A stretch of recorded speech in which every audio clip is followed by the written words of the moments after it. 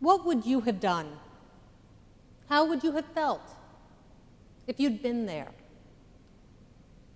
If you'd witnessed Jesus' execution, maybe from a distance, while you stood off afar, afraid of being arrested yourself? If a group of women told you that they'd found his tomb empty, that a mysterious figure in white had told them that Jesus had risen,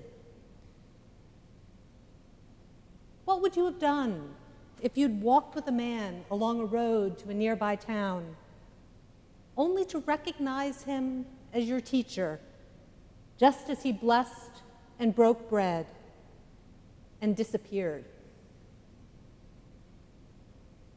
How would you have reacted if you saw a man you'd known, a man whose death you'd witnessed, appear suddenly in a locked room, assure you that he was not a ghost, and eat a piece of fish? Maybe you would have instantly understood what you were seeing. Maybe you would have fallen to your knees in joy. Maybe you would have cried out, "My Lord and my God." Maybe you would have immediately rushed into the streets, proclaiming the good news of the resurrection, heedless of how others might react. If so, that's great.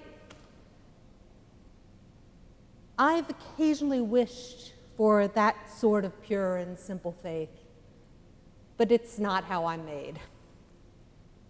I'm pretty sure I would not have run out the door shouting Alleluia.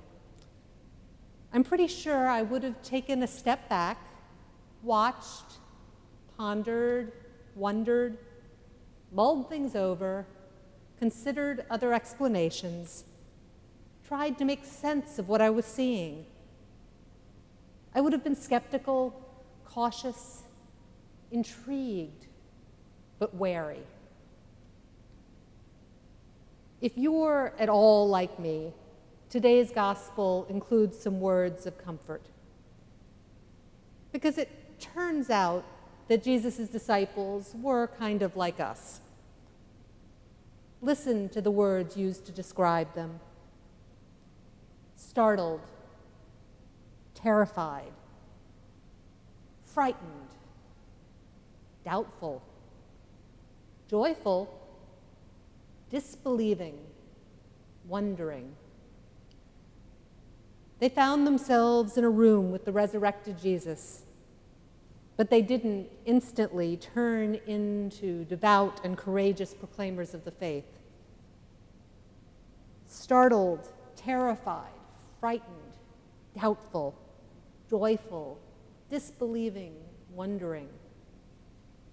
I can manage that. I bet you can too.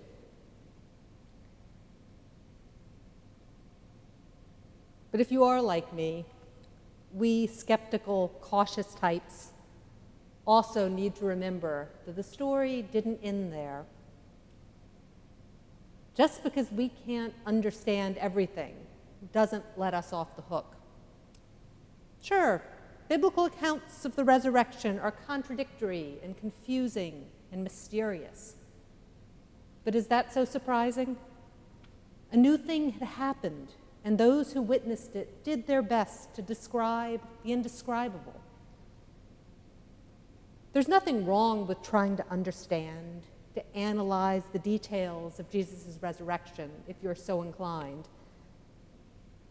Ancient theologians argued at great length over whether the fish that Jesus ate in the gospel story today was digested or not. I suppose it's an interesting question, but I'd prefer to leave that debate to them, because for me it misses the main point. I don't know what those first disciples experienced in any great detail, and I don't think we really can know. But what we do know is this: from that day, Jesus' followers lived in a different way, and that way became a beacon to the world. Something happened at Easter that changed them, and it can change us too. It can take us from a place of caution and fear to a place of courage and peace. Jesus' disciples were, for the most part, poor, uneducated, outsiders from a backwater province of the Roman Empire. And they somehow managed to change the world in a generation. They found the courage to boldly proclaim the gospel in places of power, to face persecution and suffering and death. They traveled to places they'd never imagined, places with different cultures, different languages. They built communities in which men and women, rich and poor, Jew and Gentile, gathered as equals.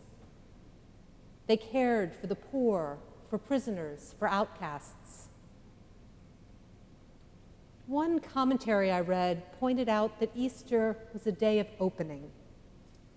An open tomb, of course, but also eyes opened in the breaking of bread, minds opened to understand the scriptures, and hearts opened to a new way of being. Open tomb, open eyes, open minds, open hearts. A life lived in the light of the resurrection is a life broken open. It's a life of courage in the face of fear, a life of love in the face of hate, a life of joy in the face of despair. The men and women who met Jesus on that Easter night didn't keep living as they had been living. Some stayed home and others traveled to distant places. But they all changed. They transformed themselves and they transformed the world. So go ahead.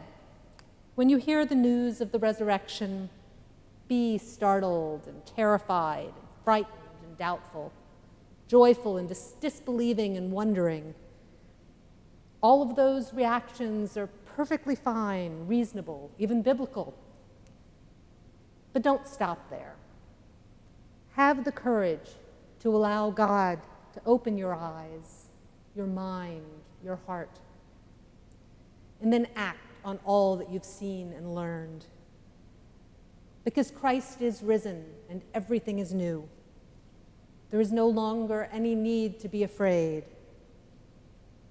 What will you do with that good news?